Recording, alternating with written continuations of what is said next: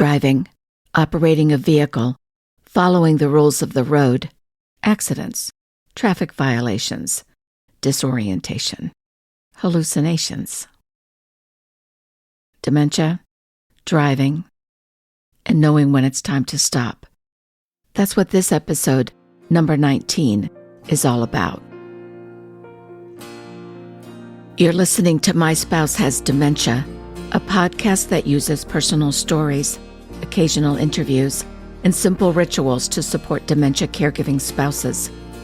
My goal is to help us survive, because about 40% of us die first. I'm Zita Christian, writer, life cycle celebrant, widow. My husband had Alzheimer's. Here's the situation. Your spouse has Alzheimer's or some other form of dementia. The disease has progressed to the point that you know he or she shouldn't be driving. When you bring up the subject, you hear some version of, "That's ridiculous. I know how to drive a car." He might be right. He might still know how to drive a car. The problem is that he shouldn't be driving the car. No, this is not a simple matter of semantics. Your spouse may still have the muscle memory to operate a motor vehicle. That doesn't mean he remembers all the rules of the road. He might not remember that a red light means stop. He might not remember to drive on the right side of the road.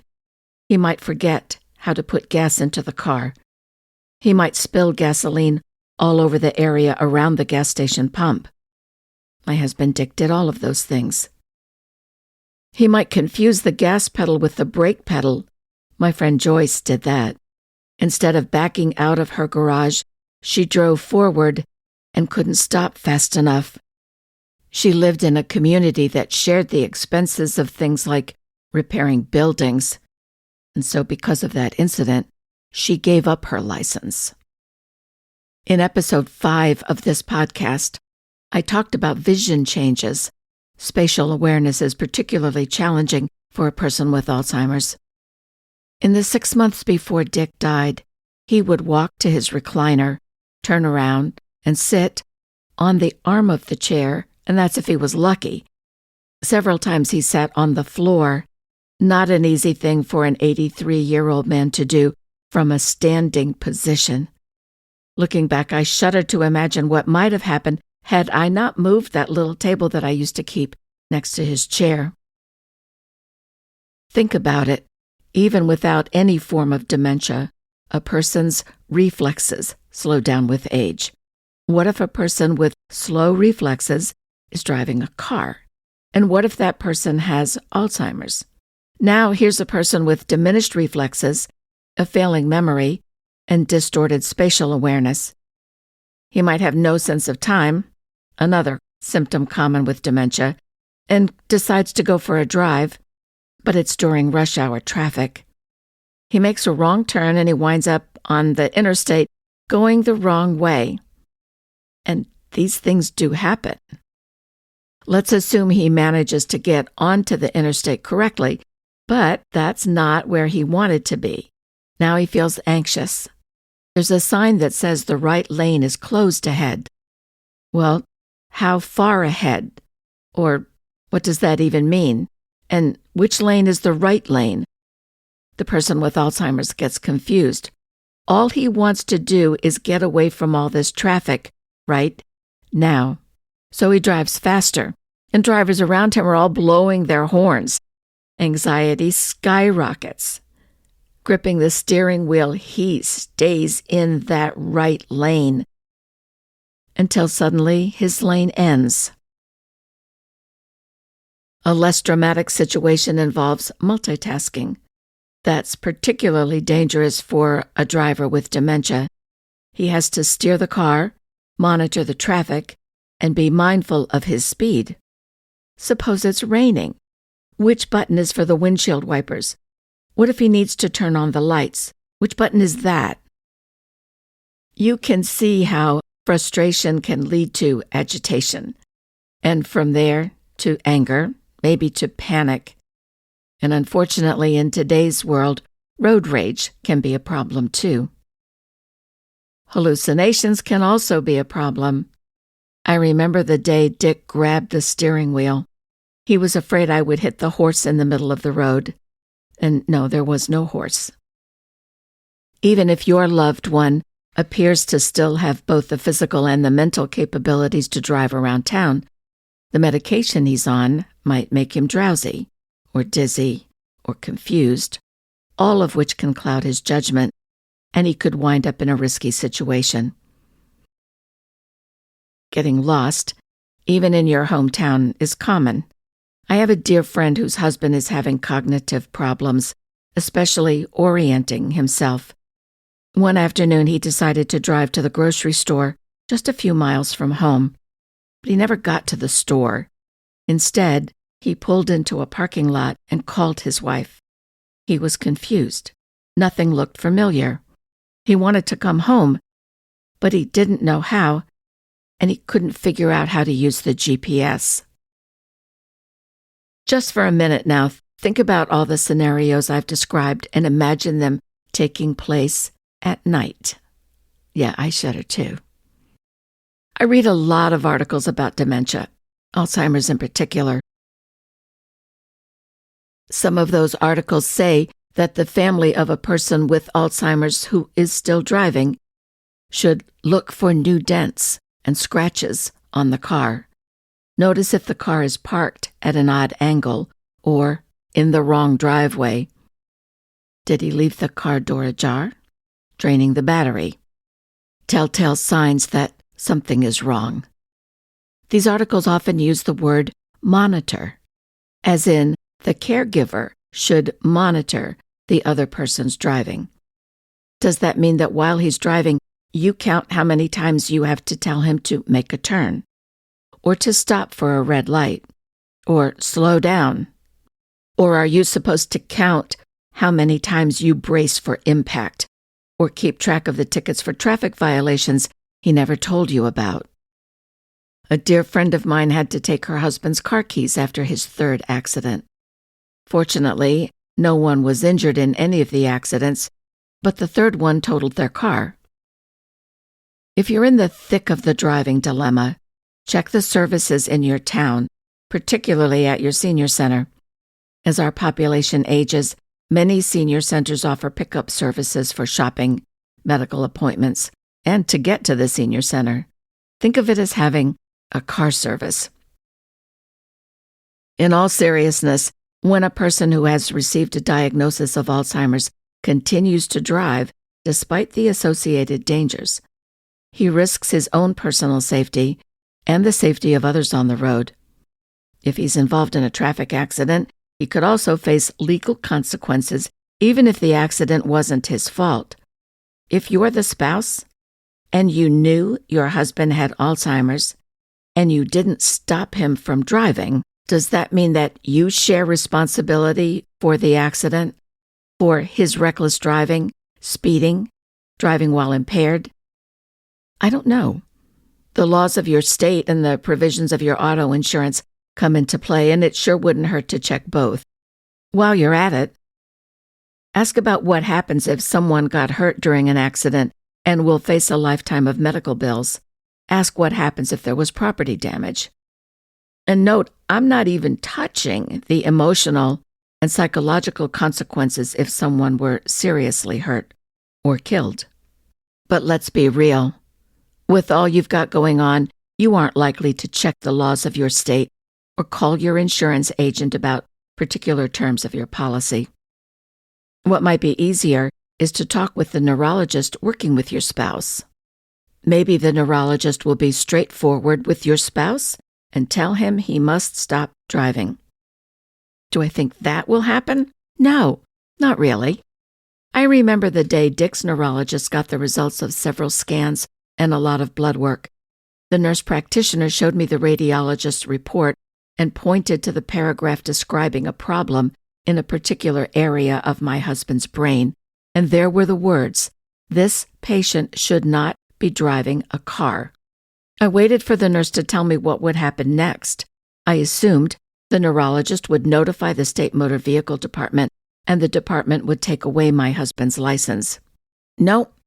The nurse just gave me a copy of the report saying my husband shouldn't be driving. Like I didn't already know. Some states require that when a doctor diagnoses dementia, the doctor is required to report the diagnosis to the state's Department of Motor Vehicles. There's a good article about this on medicalnewstoday.com. I'll put a link to that article in the show notes. The article doesn't list the requirements by state, so you'll still have to check with your own motor vehicle department. Bottom line, it might fall to you, my friend, to find a way to make sure your spouse no longer drives a car. What if you do nothing and just hope for the best? I've heard you might be accused of elder abuse for neglecting the situation. And people wonder why family dementia caregivers are under so much stress. Okay, this is a good time to take a deep breath, both of us. When you face the moment that you need to take away the car keys, do so with compassion. Try to imagine how you would feel if someone just took away your freedom and independence, because for many of us, that's what being able to drive means. Be calm, be respectful. When your loved one says, "I still know how to drive," agree with him. He probably still does know how to drive. Explain that his condition and the medication he's on make driving dangerous. Admit you're worried about the financial effect an accident would have on your insurance and on your lives. Acknowledge that you'd both be devastated if either of you caused an accident that injured or killed someone. If you think it would help, ask a trusted family member to be with you when you have that conversation. Unless your spouse asks about an alternative means of transportation, I wouldn't bring it up during that first very heavy conversation. I mean, you both need time to accept the reality of the need for change. For months after I got rid of Dick's car, he would stand at the living room window and just look at the place where his car was normally parked. He might stand there for half an hour. And then there were the times when he would get so angry and he would yell at me that he was going to take out the money from the bank and he was going to buy a new car and he was going to get whatever he wanted and he was going to go and get it now. I told him, fine, if that's what he wanted, that's what we would do. And then I redirected, like maybe we would go after lunch or maybe we would go tomorrow. But if that's what he wanted to do, that's what we would do. Of course, we didn't do that, and I just kept hoping that in time he would forget. There is no shortage of information and statistics on how dangerous it is for a person with dementia to continue driving. Several articles I read suggested a person in the early stages of Alzheimer's could probably continue to drive. Another article suggested that accidents involving people in the early stages of dementia are often underreported because the dementia isn't always obvious. It might not have even been diagnosed at the time. You can see what a problem this is. It can help to hear stories from other family dementia caregivers about how they handled the issue of driving, and that alone is a good reason to join a support group. Look for help in other places, too. A few months ago, a public relations representative working on behalf of Warner Law Offices, a personal injury law firm in West Virginia, contacted me. She had come across this podcast and thought my listeners might benefit from a guide the law firm had created. The guide is titled Dementia and Driving. The guide talks about when a person with dementia should stop driving. It gives a list of things to watch for. And if you're interested in reading more about that, I'm going to put a link to that guide in the show notes. The guide itself includes a lot of additional links that you might find helpful. Alzheimer's and other forms of dementia rob a person of so much. And when it comes to driving, you might feel that you're robbing your loved one of even more. That's how I felt. It all comes down to your need to be observant. patient, realistic, kind, brave, and responsible. I'm guessing that in general, you don't want to burden other people with your troubles. I'm also guessing that there are times when you wish someone knew and understood what you're going through. If you're in the thick of the Driving with Dementia challenge, please use this episode as a key to open a difficult conversation with family members. There is so much at stake. If you know someone else who is caring for a spouse with dementia, tell them about this podcast too. It's one way you can do something that will really help. Having said that, I do know that not every caregiver is ready to hear what I have to say, especially in this episode. If you've been listening to this podcast for a while, you know I don't sugarcoat anything. I believe that the more we know, the better care we can give to our loved one, and the better chance we have to survive. So for you, go brew a cup of tea or make a cup of coffee. Spoon in hand, stir the liquid counterclockwise. That's the motion of releasing energy. As you stir, say out loud, and that's important, I let go of my frustration. I let go of my anger. I let go of my expectations. And then drink. Later in the day, when you have another beverage, stir clockwise, the motion of building energy, and say out loud, I'm patient. I'm realistic. I'm doing the best I can. Because you are. Not a day goes by that I don't do one or both of those little rituals. What I say changes depending on what I'm dealing with at the moment. For instance, I went to my bereavement support group a few days ago. I shared how grief catches me unguarded, and I'm suddenly awash in tears, sometimes in public. So this evening, I poured a glass of milk. I stirred it clockwise and said, out loud, and yes, I did, standing in my kitchen, out loud, I am supported. I am grateful.